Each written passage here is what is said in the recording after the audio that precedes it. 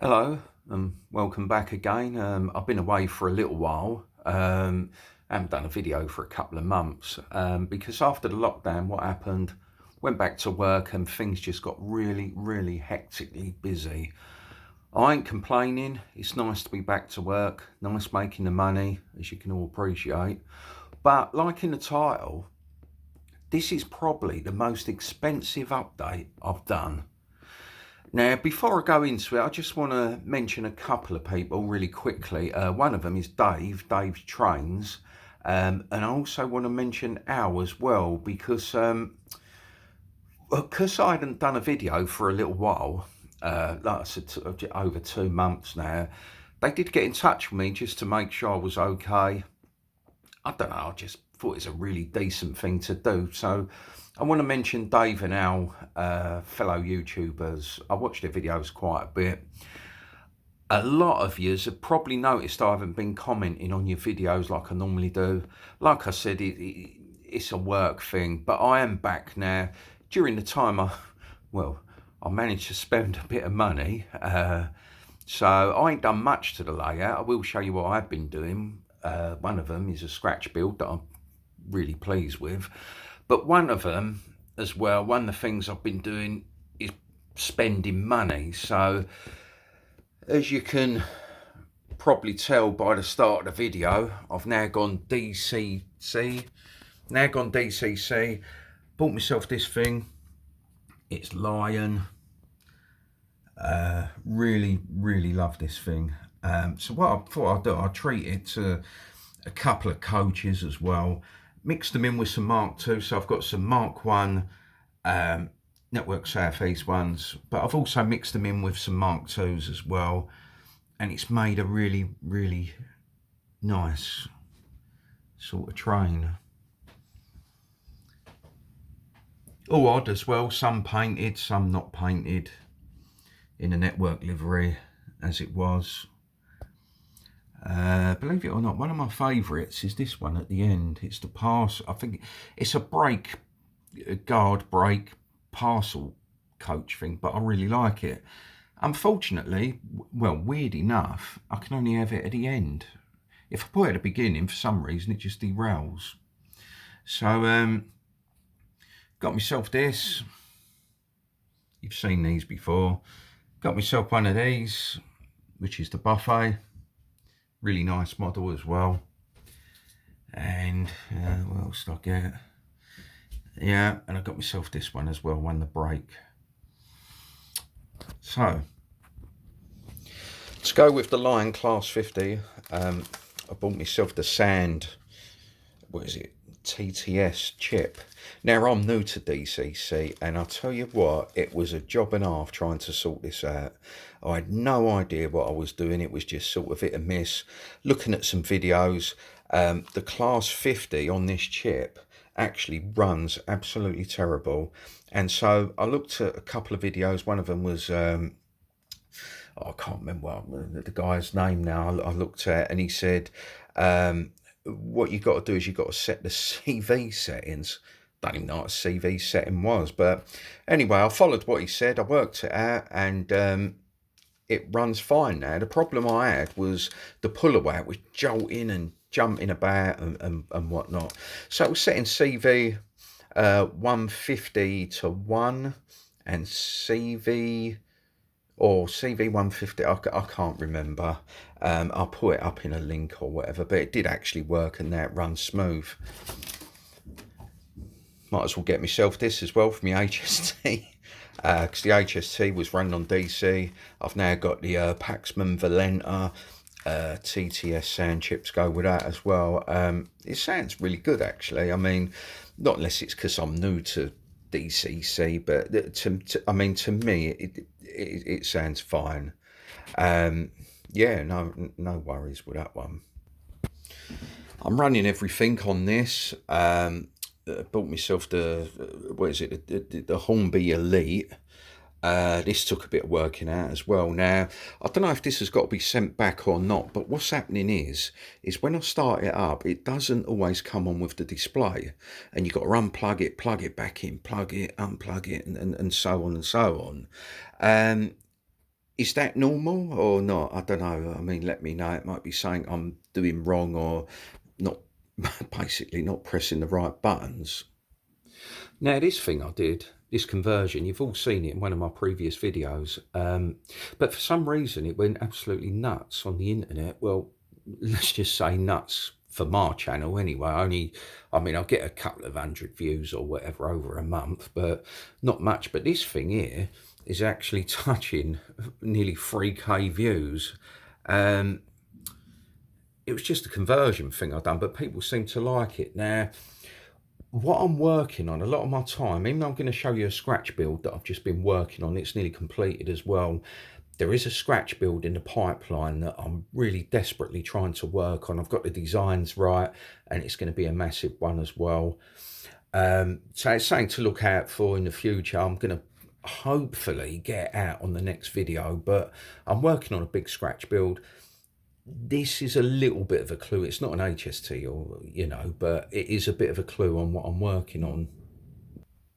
Now, I ain't saying this as an excuse, but I've realised over the past couple of months that I have to wear glasses.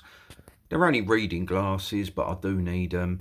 And I noticed that when I look at the quality of the work I've been doing, I look back on the videos, some of them, and I think, what on earth made me think I'd get away with that?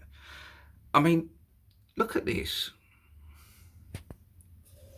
The coping stones or the edging stones, whatever they're called. They're nice, them, nice and wonky. Lovely. Oh, this is peeling off as well.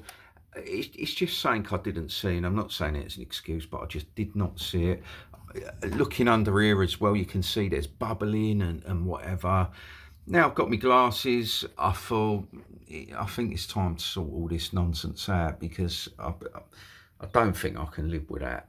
Well, I ain't gonna, it's gonna go, and that's the end of it. So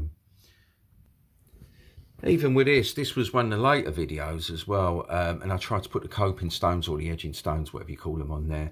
And then I look back at the video, and I only see it when I look back at the video, and I think, Lee, what are you doing? What's all this nonsense? There's all peeling going on and whatever happened there, but I'm not happy with it. And to be honest, it looks purple. It don't look right. I'm surprised no one actually mentioned it to me, to be honest, but I just didn't see it. It don't look right. And then when you come over here, oh, hang on, what's happened there? I'll tell you what's happened there. I've ripped it all off. That's what's happened there. Didn't like it. I don't like the way that's on the key. Don't like the way it's on a weird angle. And to be honest, I'm not happy with all this paper. I'm not a big fan on paper stuff. I've done a video on what I thought of cardboard kits as well. Better not say the name, but I don't like having paper laying about. I don't know, I just don't like it. It don't look realistic. It don't look right. It looks wonky, and there's no texture to it or nothing. So anyway, it's going to go, and that's the end of it. Now, something has to be put in place. Can't just leave it looking like that, obviously. So what I want to do, I want to show you this. Now, this is my first real scratch build. Now that, hang on, let's just grab the other one. So now that is gonna basically position itself like that, and I scratch built this out of plastic card. What did I use? 2.5mm on some of it. You can see around the back where I've reinforced the structure with bits and pieces. 2.5. I also use 1.5. You can see with the coping stones along the top, I use 1.5. I just scribed them. Yeah. And then I got, let's get that, plastic card, but a brick effect. Yeah, let's see if I can get that straightened in. I use plastic card, use the brick effect stuff, but now it's just got this texture. Now, obviously, it's not going to stay like that. And looking on a lot of videos, people dry brush it with one of these, a makeup brush. So that's basically going to be the plan of it. I'll keep you updated on that when I do get it done. But I'm actually really quite happy with this. My first scratch build ever, using the plastic card stuff and this, what's it called? Slaters, 0.5mm Slaters plastic card. I don't think I'm going to be able to zoom in with this. Brick. Yeah, you can see it. Using the brick paper. Once it's all painted up and weathered. But I think that is an absolutely massive improvement on this. I don't like that. That just looks, well, is what it is, isn't it? But I much prefer this. It looks a lot more realistic. I've even put the lintels in as well. This is something that I notice when I watch a lot of model railway videos. Come from a building background myself. I noticed that people don't put these lintels in. Now, these lintels, when you've got a brick effect square bridge like this, or bridge or arch, you know, port or whatever you want to call it, you have to have a lintel to support the brickwork. So I've included the lintels. I will pick them out when I paint it up. This is going to go as well. Obviously, I'm not going to have that with that. That is definitely going to go. I don't like purple, especially purple brickwork that looks like a bit of crappy printing, to be honest. It don't look right. It's not straight, and it's going to go. And this section here that I've got is actually going to be built out of this stuff. I'm going to do it with brick. I'm going to, hopefully it paints up quite well, because I'm quite pleased with how that turned out, really. Yeah. So I don't know what colour. I might do brown brick, red brick. Tell us what you think would look right. Now, the reason for it is as well is I thought, if I do it like this and have this coming across there instead of across there, then what that's going to leave is that it's going to leave a massive area for me to do my modelling on. And it's going to have I don't know if you agree, but I think that is a much better tunnel mouth than that. Yeah, obviously it ain't painted up. What I'm going to do as well is I'm going to have the brick has to come across there. It's got to meet up with these buttresses as well. So when you look down in the tunnel, you'll just see a continuous sort of brick tunnel.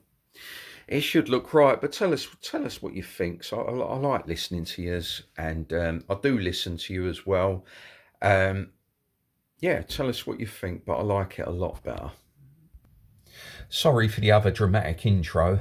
Yeah, well, probably gathered what I'm like now, my sense of humour, but I just can't help myself. Now, this guy here, this inspector, even though he's a bit crappy at his job, I didn't have a name for him.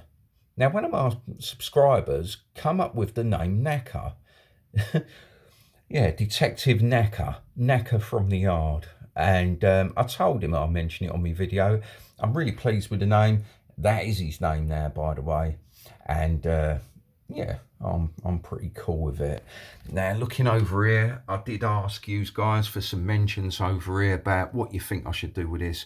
A lot of yous come back with the same idea. It was going to be a scrapyard, or it was going to turn out to be some sort of yard for the railway workers, being that close to the railway as well, which I think is really good. And with that said, I want to just quickly say hello to my uncle Alan, because Alan and my cousin Gavin have been making a few suggestions on what to do with this area. They've been following me, looking at the progress I've been making and whatnot. And yeah, so I did say I would mention it just to sort of say thank you. Yeah, so I ain't done nothing here. I've been too busy spending money on stuff like this and DCC. I haven't even wired all the DCC lines up yet. I've only got this one because I wanted to get you out a video. Talking about DCC, this one here, my Class 56 actually came DCC fitted, which was a bit of a result. It ain't got sand, but who cares? Still cool. Still got a chip in it. This one here, the Class 37, it ain't chipped. It can't run on the railway at the moment. I ain't got a chip for it. I was looking for a sand chip for this. I thought I might as well do everything in sand. If I don't want to use the sand, I don't have to, do I? But I did want it sand fitted. just can't seem to get one for some reason. So if you can help me out with that one as well. It's a Bachmann Class 37. I don't know the model number or whatnot, but it's actually the 37041. So the Bachmann probably do a chip for it, but it's probably silent running like the 56 is. Just coming over this side of the board, been doing a little bit more work over here. As you can see, I've got rid of the sandpaper. I think, yeah, it's a clever idea and whatever. I copied it off of someone, don't remember who, but didn't actually like it. I like this worn out, tarmacy sort of colour done with Vallejo colours, different greys. One of them is German grey and whatnot, but I just think it looks a lot better. Also, I've had to bring it up to scratch. You can see under here where the actual that was the sandpaper under there. So I've laid caulk down. I've put a bit of lining paper on the top to bring it up to the edge of this curb to make it look a little bit more sort of in scale with the edge of the curb. So yeah, I still don't know what to do, whether to have obelisks, have it as a roundabout drop-off point, taxi rank, which was mentioned by my cousin Gary. He said it'd be nice to have a taxi rank. I like the idea of that.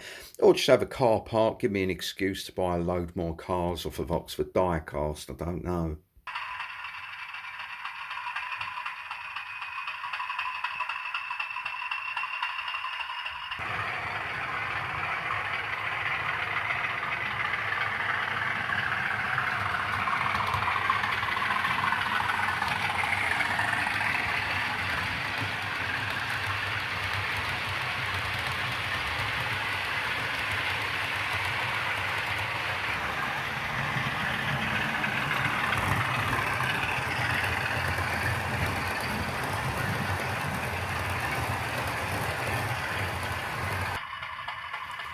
Thanks for watching, yous lot. Hope you enjoyed the video, and I'll be busy wiring up my DCC.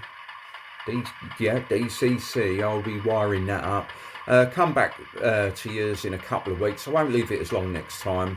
I've got all my scratch build stuff to do, and I've got a nice surprise if I can pull it off with a scratch build. It's going to be a massive thing. I ain't seen anybody do this scratch build either, so try to, you know, try if you can, subscribe and look out for the next video, because next one's going to be quite interesting as well. Thanks again, yous lot. Thanks for all the support. As you know, I'll get back to all your questions. I never ignore anyone. I always get back. And those of yous that have been, well, concerned, thanks again for that. I really appreciate it a lot. Al and Dave, especially, they done a message to me, hoping I was okay. So thanks again to those two.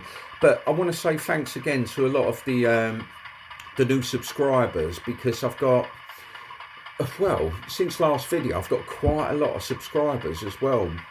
Don't know how it's happened. They must like this, what I'm doing. So I want to say a big thank you to all my new subscribers as well. And as for everyone else, new subscribers, not new, thanks again for watching, and I'll be back soon. Take care, you lot. Bye.